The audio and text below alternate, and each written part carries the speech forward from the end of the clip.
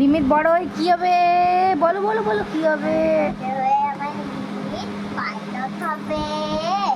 আর তারপরে করে ঘুরতে নিয়ে যাবে, খাও খাও করাবে, দাদা বিরিয়ানি দাদা বৌদির বিরিয়ানি খাবে, আর তি খাওয়াবে রিমিত, রিমিত তি খাওয়াবে আরো খাওয়াবে, তারপর এই, এই, ফুচকা খাওয়াবে, তারপর আর কি খাওয়াবে?